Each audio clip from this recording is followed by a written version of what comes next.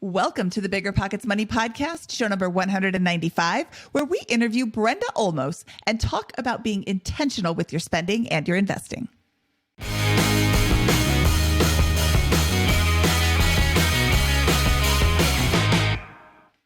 Hello, hello, hello. My name is Mindy Jensen, and with me, as always, is my straight-talking co-host, Scott Trench. Straight talking. That's a curveball, Mindy. I don't know if I have a good response to that one. Scott and I are here to make financial independence less scary, less just for somebody else, to introduce you to every money story because we truly believe financial freedom is attainable for everyone, no matter when or where you're starting. Whether you want to retire early and travel the world, go on to make big-time investments in assets like real estate, or start your own business, we'll help you reach your financial goals and get money out of the way so that you can launch yourself towards those dreams. Scott, I am super excited to talk to Brenda today. I met her on Twitter 100 years ago, and she is just a delightful person. She's a nurse. She is a PhD, a funded PhD student, and we'll get into that in just a moment. But she is being intentional with her money. She's spending money on purpose. She's investing money on purpose, and she has set herself up by making, I don't want to say sacrifices because she still has a really great life, but she has set herself up by making intentional choices with her money. So now she's kind of coast-fi, meaning if she just let it all ride and didn't add another dime to her investments, she would still most likely reach financial independence within 10 or 15 years. And I'm just really, really excited to talk to her today. Yeah, I think she has a fantastic story, and you're really going to enjoy it. I think it's very straightforward, common sense approach where she's already won. Now what, right? And now she's got this incredible array of awesome options in front of her that are going to be, continue to multiply. Yeah, which of these amazing choices do I have to choose? I'm just so excited for her. Brenda Olmost is a funded PhD student. She owns 2 rental properties and plans to retire at age 45. Brenda, welcome to the BiggerPockets Money Podcast. I'm so excited to talk to you today. Hi, thanks for having me on. I would like to know what a funded PhD student means. Yeah, so I began the research process to do a PhD a couple years ago, 2019, and I was looking for an opportunity that would at least pay my tuition because I thought I'd be giving up my full-time job to do this, and I don't want to go into debt for a PhD in nursing because there's no real financial guarantee that there will be a very big return on the investment.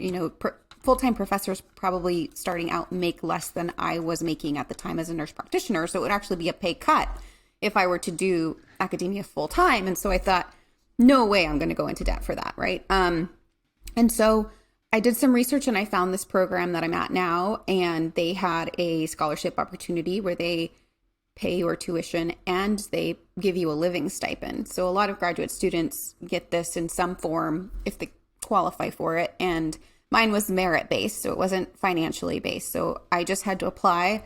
I applied and I won it. And so now for 3 years, my tuition is paid and I get $2,500 a month to live on, essentially. And I'm allowed to work 20 hours a week.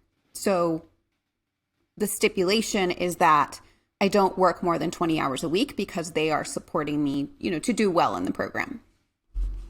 Do you usually work the 20 hours a week? Because that's an awesome situation, it sounds like. I work pretty sporadically, probably throughout the semester. It works out to about 20 hours a week. So I teach in a master's nursing program for nurse practitioners because that's what I am. And that's about 5 to 10 hours a week. Currently, I took on a recent position as a graduate research assistant with one of my professors. That's 6 hours a week. And then I have some contract work as a nurse practitioner here in town. That is probably my most lucrative work because contract work tends to pay more. And that's like weekends and nights sometimes. If they need help, I'm kind of like the on-call person, and I'll go work like a 5 to 9 p.m. shift at a clinic. This is a great program, it sounds like. It is. let's go into the Wayback Machine and look at where your journey with money begins, and specifically with regards to becoming a nurse. So my journey with money begins, I remember being like 10 years old and wanting to start a little business. And my parents let me buy like different treats for dogs, and I would mix and match them and make little treat bags. And I went around the neighborhood and started selling these mixed treat bags to the neighbors. And then I became a babysitter, and I made money that way.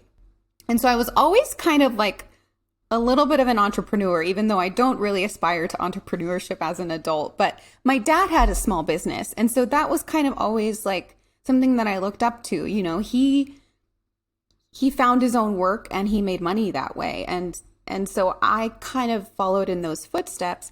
And because my dad had a small business, our family money situation was always very feast or famine. It was like business is really great and we're doing really well.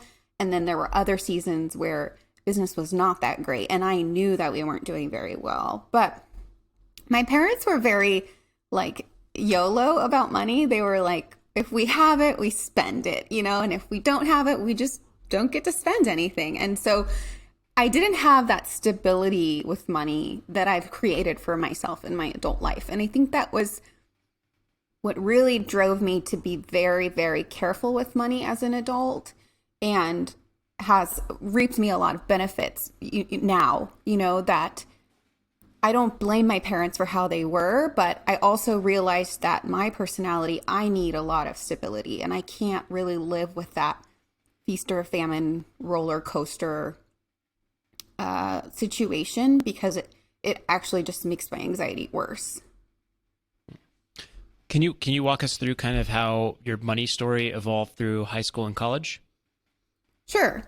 So I had a job when I was 15, you know, apart from babysitting. That was my first job. And that was just kind of like my spending money. And my parents had gotten me a car, and I used that money to like buy gas and like go shopping, teenager things, you know. And then I went to college, and I went to UT Austin, and I had about 75% of my college paid for through scholarships. Because I was in the top 10 of my graduating high school class, and I went into the nursing program. And so I came out of college with about $10,000 in student debt, just because I studied abroad and there was that last quarter of my tuition that wasn't covered. But because I was a nurse, I was able to get a job and pay that off pretty quickly, like $10,000. I think I paid off in like 6 months, because I got a second job on my days off from the hospital. And I just threw that money at the loan. And so I haven't had a student loan since about 2011 or 12. That's early great. 2012. Mm-hmm. So what did you start, you know, so it sounds, I'm picking up a story of where you had this different mentality than your parents with money, or that you wanted to apply that to your adult life differently. And now you're 6 months graduated, and you've worked a second job, and you've paid off the debt. Are you intentionally pursuing FI at this point? Or is this just like, I want to get out of debt and then kind of figure out what's next? What happens next, I guess?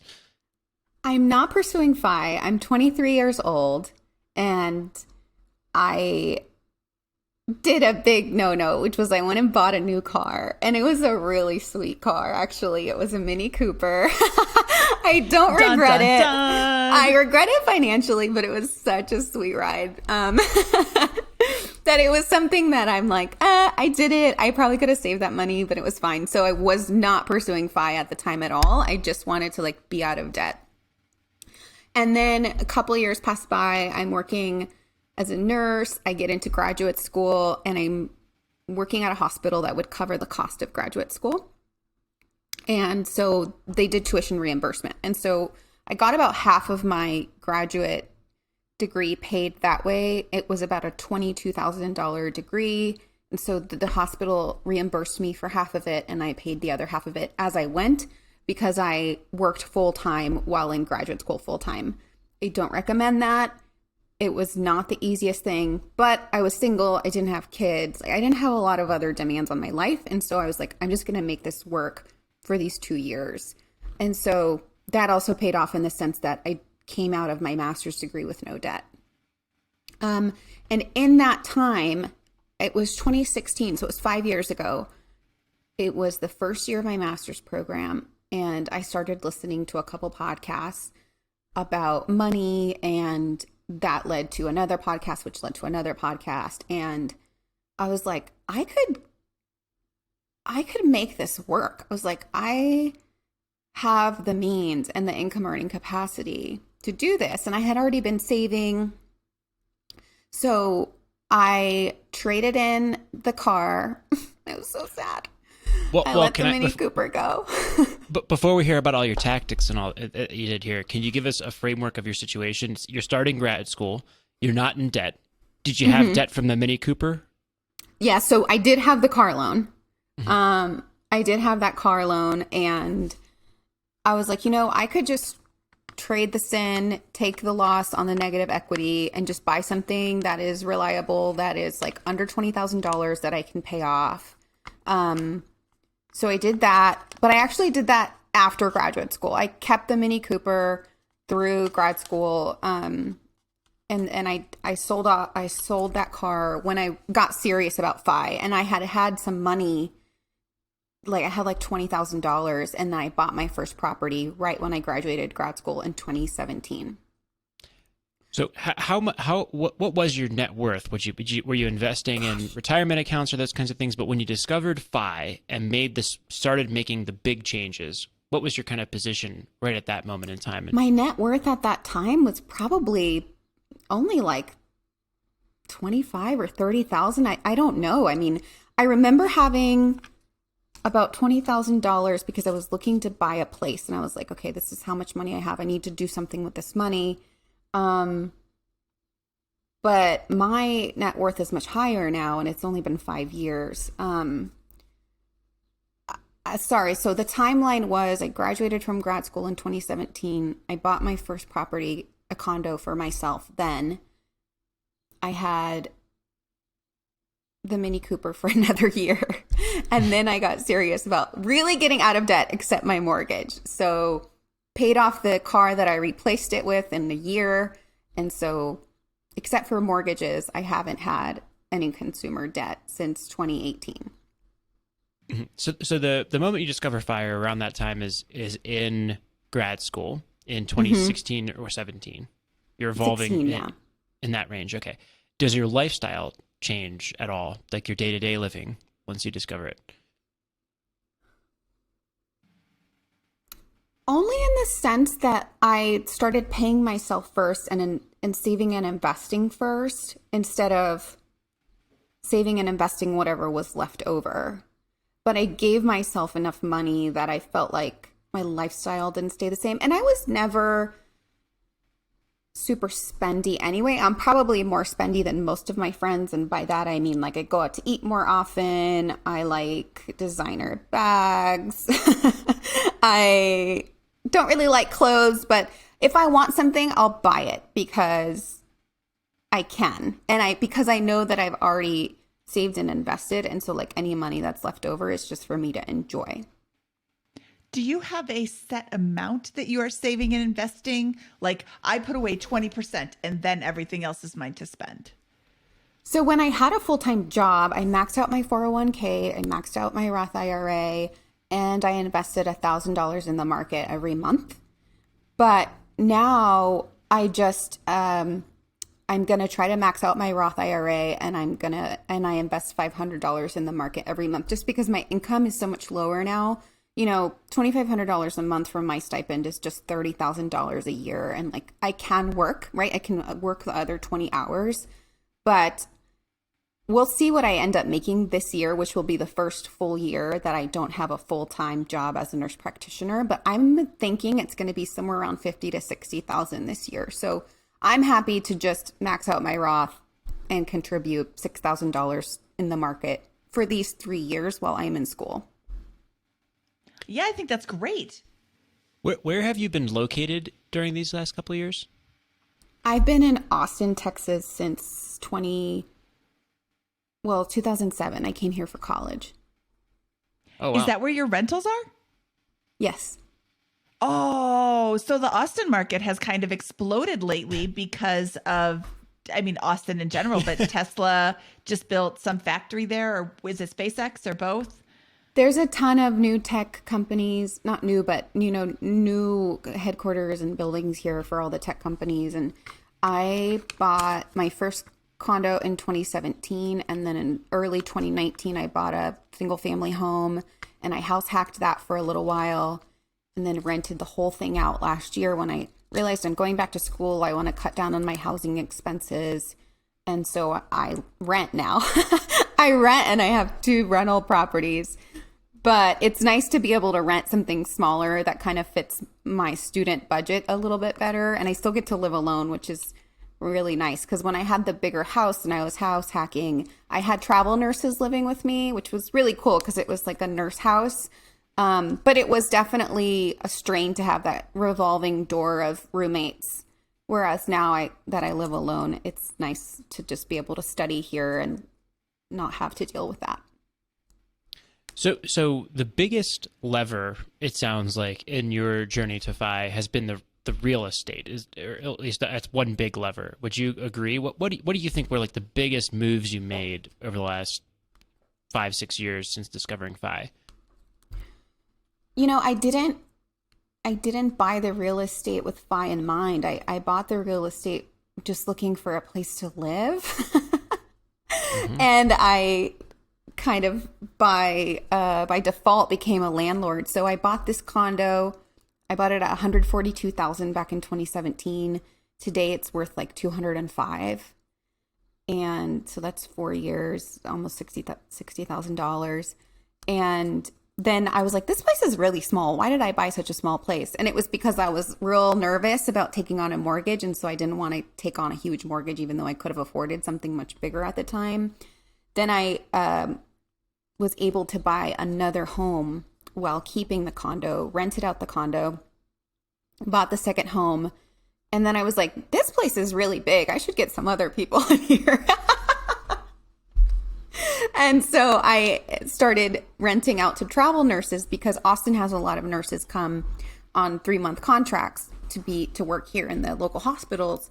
And I had a few travel nurses live with me, and that paid like $1,400 out of my $1,700 mortgage. So that helped me be able to save a significant amount on housing costs.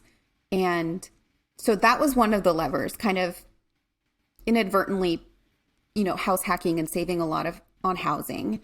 The other lever was putting 19% of almost 20% of my income, because I was making about $100,000 as a nurse practitioner, putting that into my 401k and just letting that grow and maxing out the Roth IRA and investing in the market. So it was a little bit of both. I would say that I was a bit more intentional about the investing and the saving in the tax advantaged accounts, and then the real estate just kind of happened. Well, I think we're ignoring the fact that you're a nurse that makes a lot of money. And I mean, nursing is a really great career. I am not a huge fan of the whole blood thing, so I could not be a nurse. I would be very squeamish. But I remember when I was in college, all these girls I was going to school with, I was at a junior college, and we're in the nursing program, and it's like an 18-month program. This is 100 years ago, an 18-month program. And then they're making $50,000 a year. Meanwhile, I'm 18 months later still in college because I'm on a 4-year program for some stupid degree that I never used. But nursing is a really, really amazing way to make kind of a lot of money really quickly. I mean, you mentioned contract work. You're making contract, you have a like on-call contract. I know nurses that are going traveling, especially during COVID. They're traveling around making a lot of money. And yes, you pay a little bit more for your rental as the nurse doing the traveling, but you're getting a lot more money for the travel. Yeah, the income earning capacity is huge. And like, I stay local, I can't travel. I am doing a PhD. Like, I don't want to uproot and go all over the place. And those jobs are usually full-time, and I'm not allowed to work full-time. But for example, like my contract work here in town, ranges from $75 to $100 an hour. An hour? As a nurse practitioner, right? So not as a nurse, but as a nurse practitioner, which means I can diagnose and treat and prescribe under the delegating authority of a physician an hour. Yeah. So like I'll work a 7-hour shift from 9 a.m. to 4 p.m. and I need $700. That's and fantastic. sometimes I don't even see that many patients. And you're able to do this for a total cost of $20,000 in education. Well, to you at the end of the undergrad and graduate degree programs. Exactly. Yeah, exactly. 20,000 that I've put of my own money. That's fantastic. Into this. Yeah. So what has happened to your, can you give us like a story arc maybe of like milestones in your net worth over the last couple of years? Like how's that gone? Sure.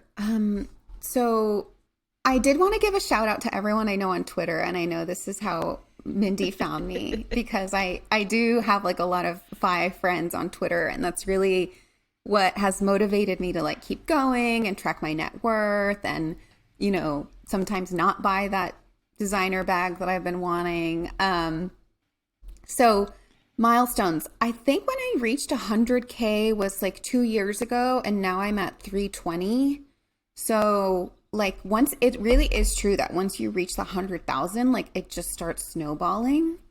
And I had made the plan to retire at 45. I believe this was before PhD. So that was assuming that I was going to be still maxing out my 401k.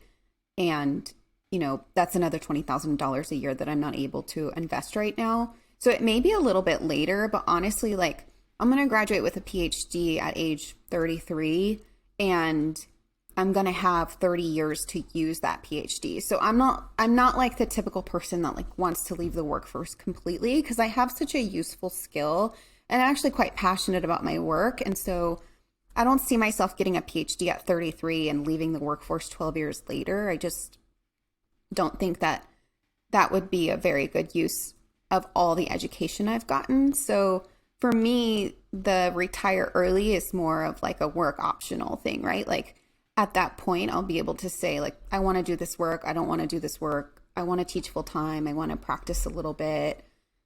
I only want to do the things that I really want to do. And I think another thing that has helped me is keeping my expenses low enough that I never have to do something I don't want to do. Mindy's raising her arms. Yes. Okay, that is one of the levers that Scott's got 4 levers. Spend less, earn more, create a business, and God, Scott, I've heard you say Invest. this 1,000 times. Invest. Oh, I quit. Invest. Of course, invest. Okay, so you are spending less because you just don't need all of that stuff. You are earning more because you are actually, well, you're not totally earning more. That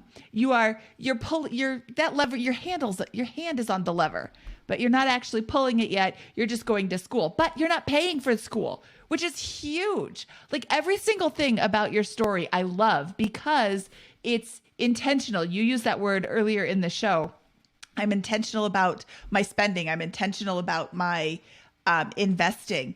You pay yourself first. So, okay, sorry, I'm getting off course. My levers are pay myself first. Yeah. Spend less, spend invest. And I mean, in a couple of years, you can sell that Austin property and be retired if you wanted to, which you don't. But I also love that aspect of your story. I don't want to retire early. That's not my goal. But you are taking all of the steps so that you could. Let's say you graduate from your PhD program and now you are a doctor nurse, a nurse doctor. Nurse scientist. Nurse scientist. And let's say you graduate from your program and then you decide, wow, this is not what was in the brochure. I don't like any part of this. You don't have to do anything with it because you're not in debt up to your eyeballs because you got the PhD. You are still investing. You have the fallback to go be a nurse. And I don't say that in a bad way, although I'm not phrasing it properly, but you can still go make $100 an hour being a nurse practitioner. I mean, you have so many options because you made smart decisions in the beginning. I love this. If you're listening and you don't know what you want to be with your life, go be a nurse. There's a shortage. First of all, there's a shortage, so you can go and get a job like almost instantly. Apparently you can make a boatload of money. And then if you decide that's not what you love, like how long did it take to become a nurse? So my undergraduate degree was a bachelor's degree, but you can get an associate's degree and it takes a little bit less time. So my degree was 4 years because I went to a university and I got a bachelor's. But like, for example, the local community college has a 2-year program, but it's really closer to 4 years because you spend about 1 to 2 years doing the prerequisite courses. Okay. So really the advantage is the bachelor's. The bachelor's makes you eligible for a master's, whereas the associates doesn't, but it's the same license. You get the same license from the board of nursing, whether you have an associate's or a bachelor's degree. I just went as straight out of high school, so that was the degree I got. I just want to chime in here with a couple of thoughts.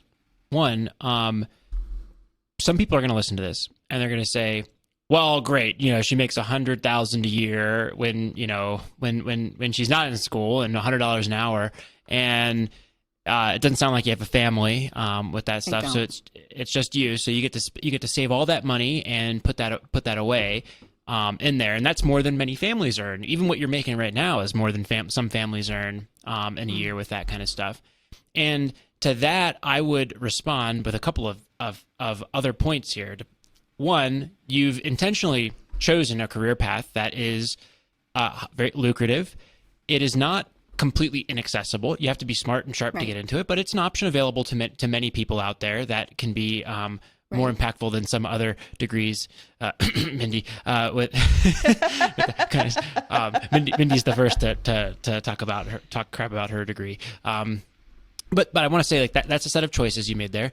And second, I think there's a ton of people out there in a similar position to you who are not building wealth and who are not going to be FI easily and just formulaically in their mid-40s that are in very similar situations.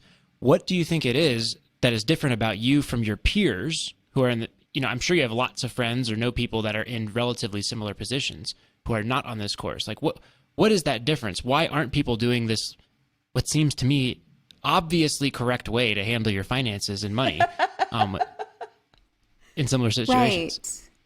So I get what you're saying about like, oh, I'm single, I don't have kids. And to counter that, I'll say, so that's been my opportunity cost, right? Like I want to have a family, like I want to be married and I want babies, but like I'm in a PhD program, and when I graduate, I'll be close to 34, and that'll be the beginning of my career as a nurse scientist. And I'll have to choose, like, do I want to have a baby and take a big pause in my career when I'm literally like climbing, or do I not have a baby for another 2 or 3 years and wait till I'm 37? Like, you know what I mean? Like I've really struggled with that recently, thinking, oh, I quote unquote did all the right things in my 20s. And like, I really focused on my career and I worked hard so that I wouldn't have debt. And like in that, I don't think I missed the opportunity because I don't think it presented itself, but I'm single and I don't have kids. And when is that going to happen?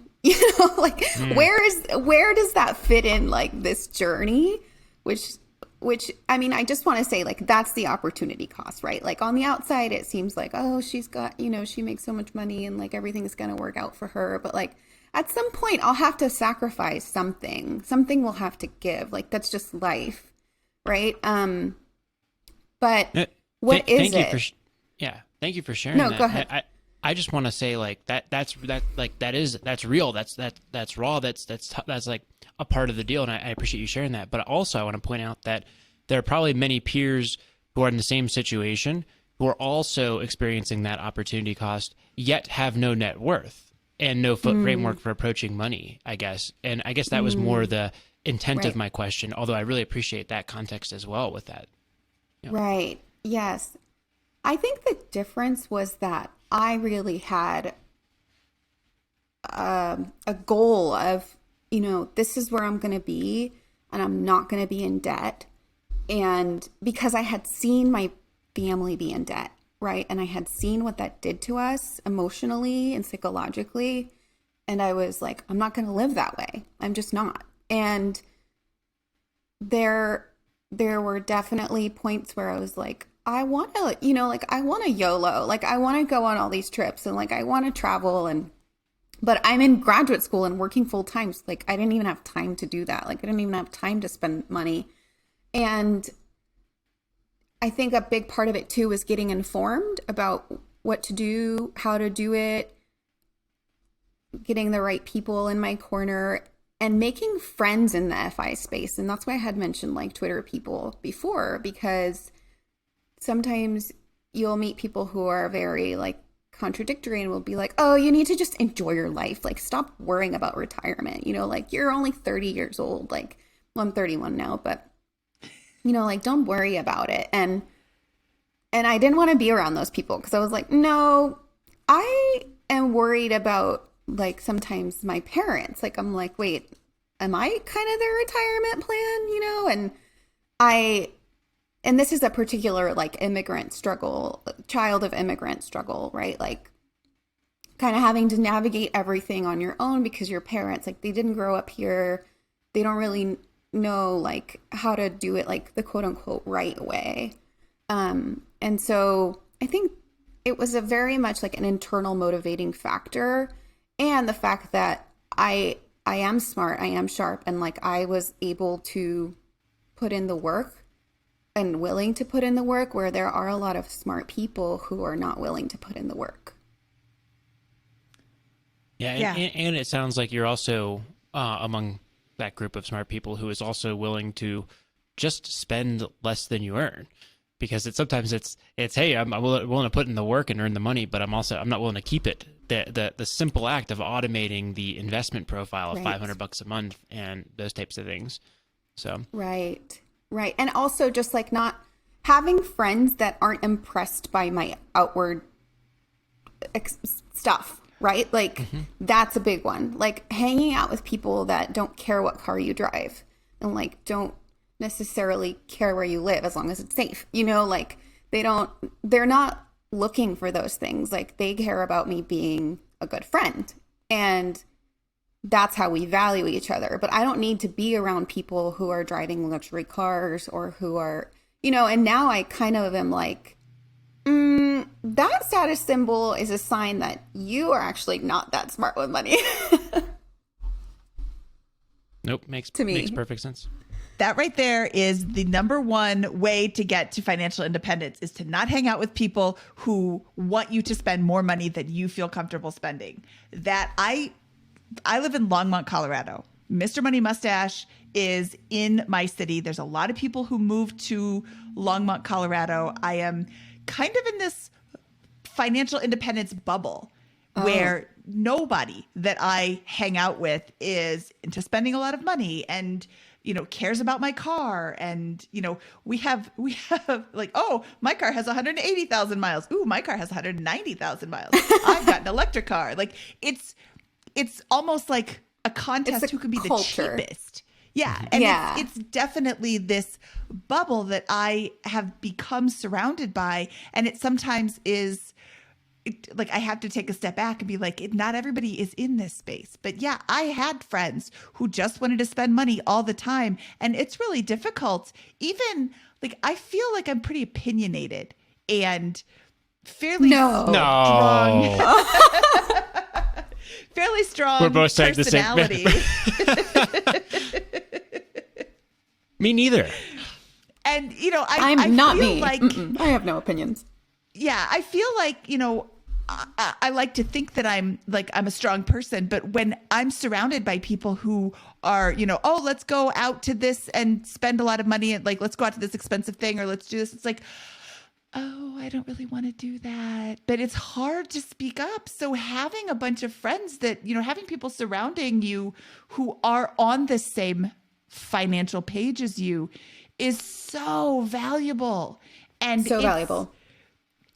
It can be okay to drop a friendship when it isn't something that is benefiting you anymore, And that's, I feel kind of snotty for saying that, but if you've got people who are not helping you further your life in the direction that you want it to go, it's okay to pull back a little bit. But I really do love that. You know, you're surrounded by people who don't care about what kind of car you drive. Right. And it really doesn't matter. I mean, it gets me from point A to point B.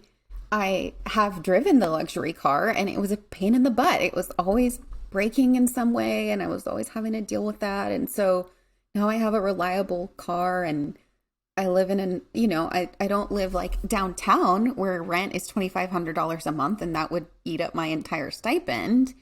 But I live in like, I still live in a nice neighborhood and like I like my place. So I also don't feel like I need to impress anyone.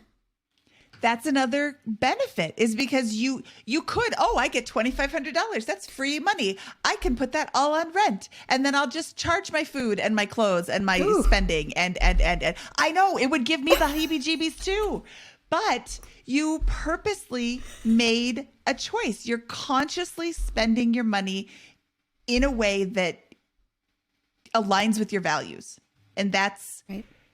That's this whole. And That's the whole point. Well, I think it's interesting that you mentioned you live in like Mr. Money Mustache land, because I'm not there. Like, I'm not frugal. You know what I mean? Like, I wouldn't say that I'm even like on the frugal extreme. I'm just intentional, right? And I ask myself, like, does spending this reflect my values? Like, what do I value, right? Because I'm not going to be the person, I'm not like couponing. I'm not doing like the super frugal things. But I've established a pretty good rhythm to where I know how much I spend every month, and I know that it's always going to be less than I have. What I'm curious about what's going to happen for you once you finish your program. When does the program finish, and what do you expect your income potential to change to following that? So I finish, if all goes well and I get a dissertation done in, you know, the allotted time, I finish in August of 2023, so in 2 more years. And I have lots of options, and a PhD opens a lot of doors. So I'm not set on what I will do. Surely I'll probably have some offers to work full time as an academic, right? And pursue that research tenure track life. Not sure I want to do that yet. There is the option too of being a researcher for a pharmaceutical company, which does pay a lot more.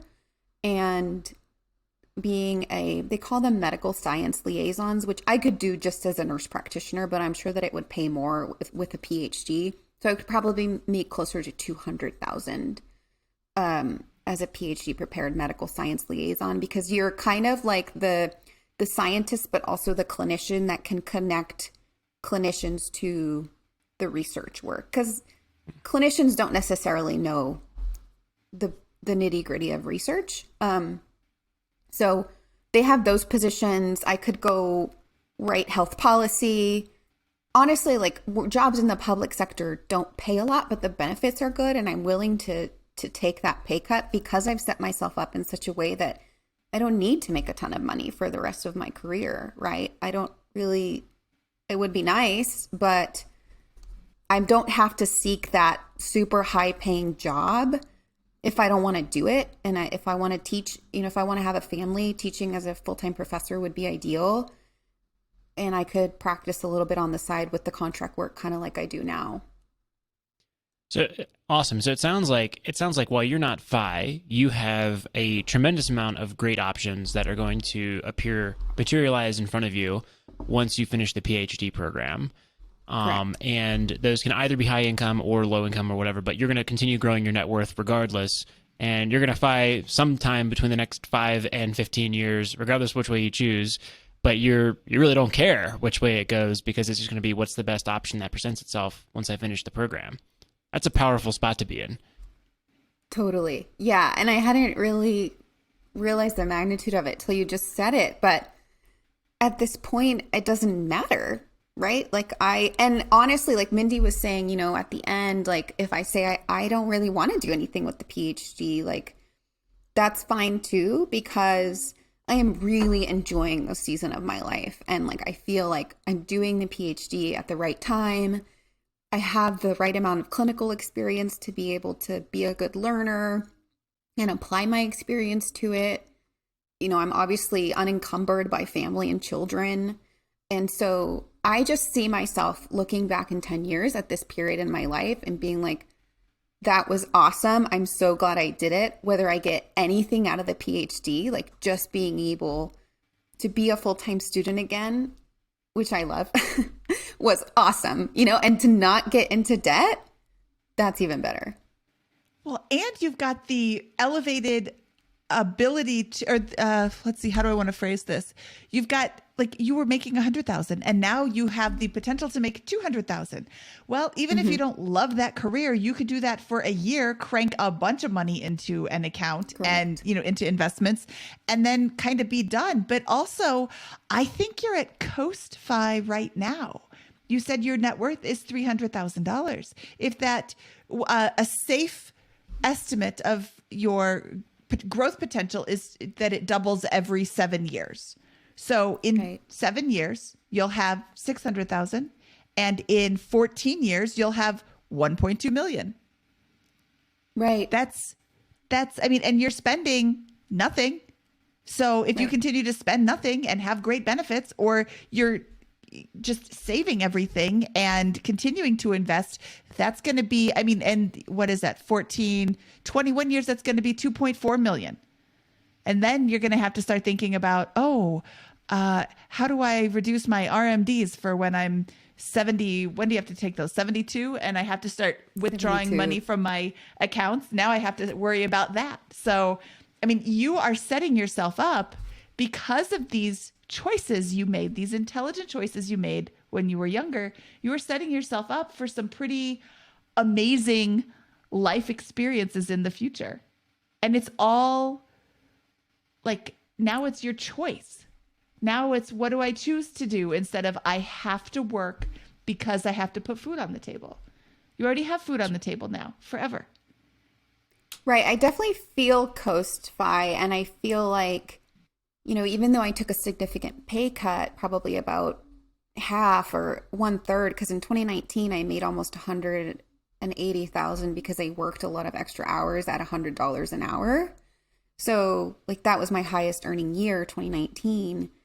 And now I make 1/3 of that, but my lifestyle is relatively the same. It was just that all that money I put into my investments, and I don't feel like I'll ever need more than this, right? It's not like I'm working hard so that I'm like, one day I'm going to have the 8-bedroom house. Like, I just don't even aspire to that.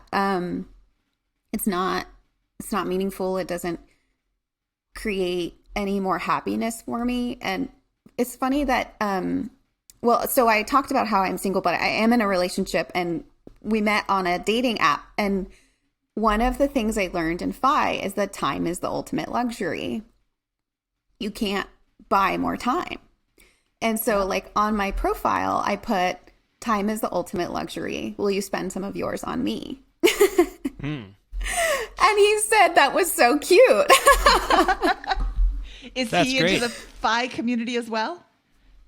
He is. He's not like as intentional or as into it as I am, but he's very responsible with money, right? Which is something that is definitely a criteria that I was looking for. Like, I didn't want to be with the guy with the BMW who like has no money in savings, which there are a lot of those tech bros here in Austin.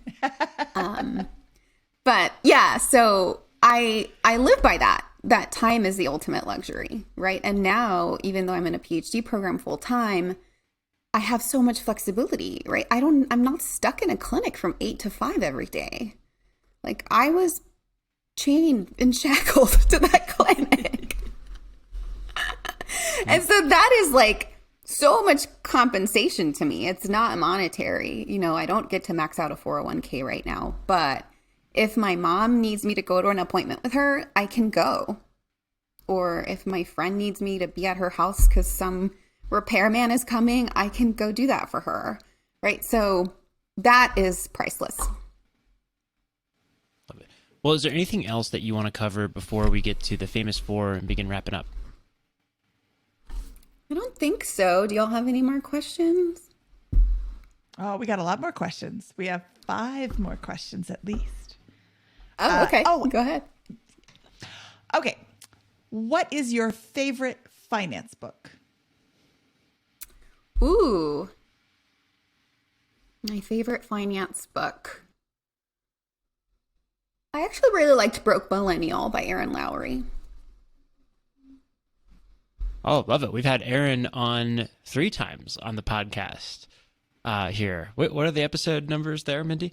Yes, Erin can be found on episode 24, on episode 81, and on episode 169. And each one she talks about she covers a different topic. And, it's all about being open and honest about finance with your family, with your spouse, with your, Right.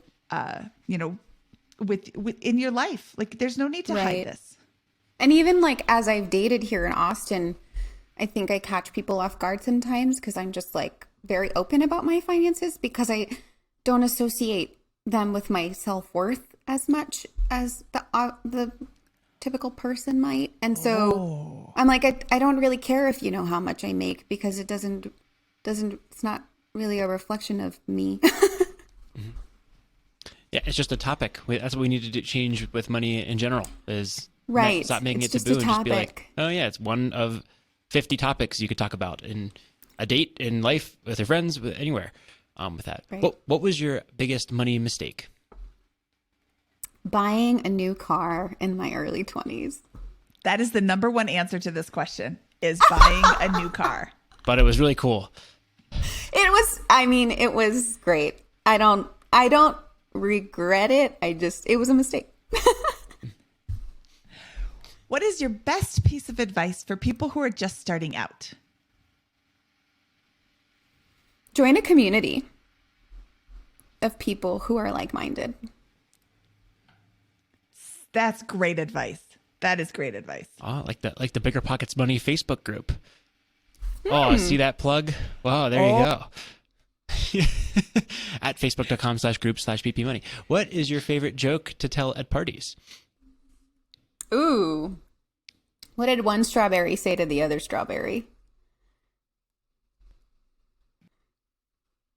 I don't know this one. I don't know this one, yeah. If you weren't so fresh, we wouldn't be in this jam.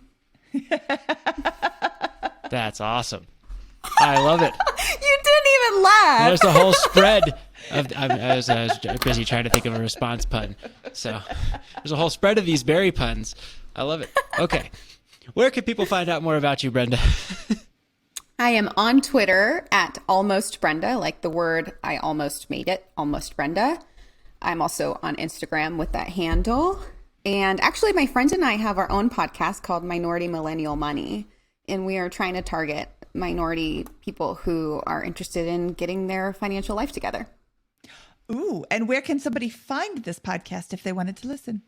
It's on Spotify, it's on Apple, it's pretty much everywhere you can find a podcast. And we are on Twitter also as MMMoneyPod.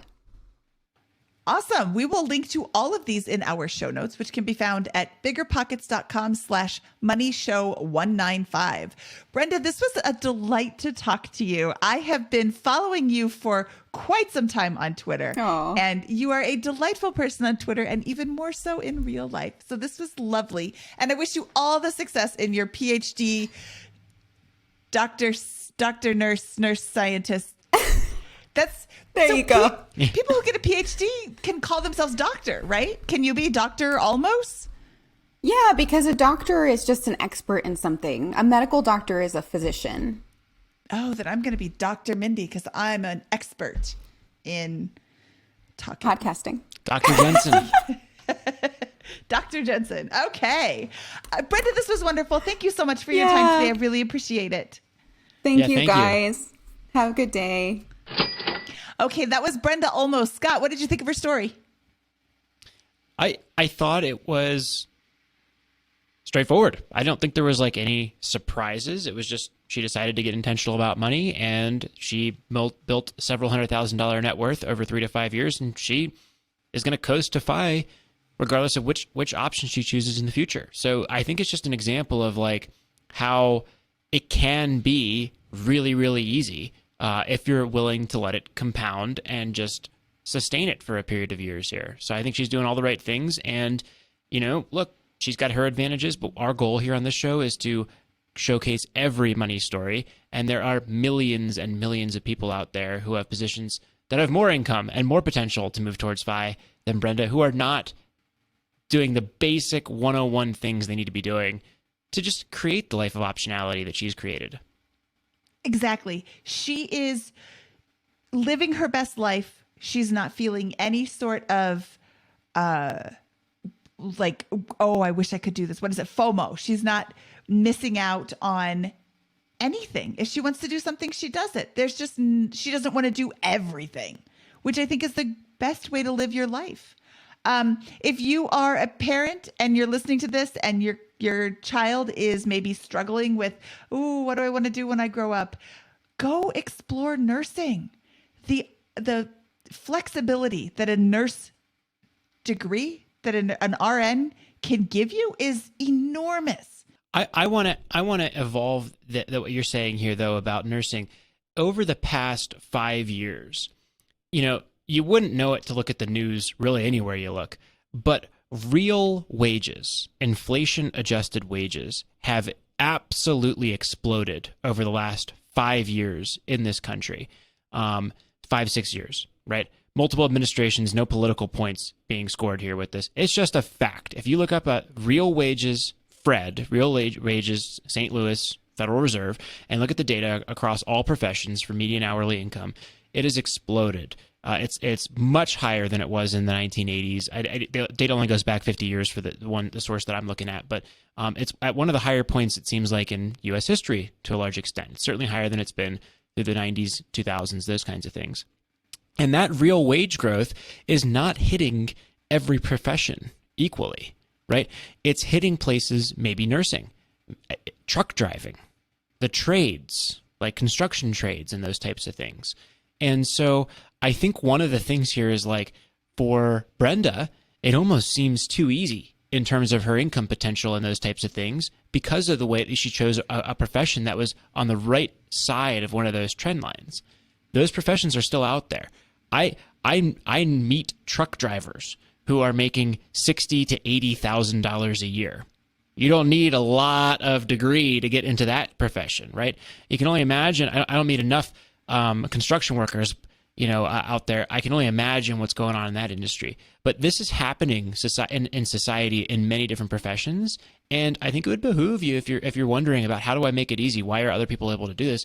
Is there a chance for a switch? Is there a chance to move on into one of these professions that's on one of these power curves that is going in the right direction, even as other professions are not seeing that kind of growth?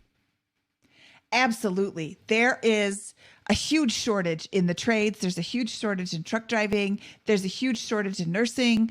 I would love to hear more about what professions you're seeing great wages and a huge shortage in. Let's ask about that in the Facebook group at facebook.com/groups/BP Money. What professions do you see that are hiring and can't get enough people? Those are where your kids who are like, I don't know what I want to be when I grow up, that's where they should focus. A lot of these professions are really easy to get into and start earning money and earn while you learn, like the trades. You don't just go to school for a month and then you're in the trades. You're learning for like 2, 3, 4, 5 years, but you're earning while you learn. That is so much better than being in college and, just spending money on college, especially for, college isn't for everybody. I probably would have been a better welder than a fashion designer. You would have been a great welder, Mindy. You are a great welder, I'm sure. I would have been a terrible welder. Yeah. I'm not bad. But anyway, yeah, college isn't the answer for everybody, and it can be great, but look for a job that has a huge potential, and computers and that sort of thing, they have a great potential. It's a different kind of mindset for the computer programming. Like, I would be a terrible computer programmer, no matter what anybody says. I would be horrible at it, but I could probably be a really good nurse if I get past the whole blood thing, which I couldn't do. We just talked to Chris, right? And Chris, sorry, I'm getting ahead of myself. Has Chris's episode released by the time that we're releasing this episode? I think so. Yes, Chris was 2 weeks ago. Okay, great. So we just talked to Chris a few weeks ago, and Chris is an electrician making incredible money. He's on the side of one of those curves that I just described, where that is a booming industry. And other professions are getting hammered in some cases, or not growing over time as well. And I think that's a macro trend that we have to be aware of and try to get on the right side of those types of things, because it can be hard to switch. But if you can put yourself in the right situation inside one of these professions, I think you can have some of the optionality that Brenda has. She's basically saying, yeah, I'm not really trying that hard, and I'm building tons of wealth. Make some right decisions, and that can be that can be an automatic output of a couple of these things. Yeah. The whole purpose of this show is to introduce you to new things. So if it interests you, you can go and do some exploring and research and see what really can help you lead your best life. Mm-hmm. Okay, Scott, should we get out of here? Yep, let's do it. From episode 195 of the BiggerPockets Money Podcast, he is Scott Trench, and I am Mindy Jensen, saying in honor of the end of Girl Scout cookie season, peace out, Girl Scout.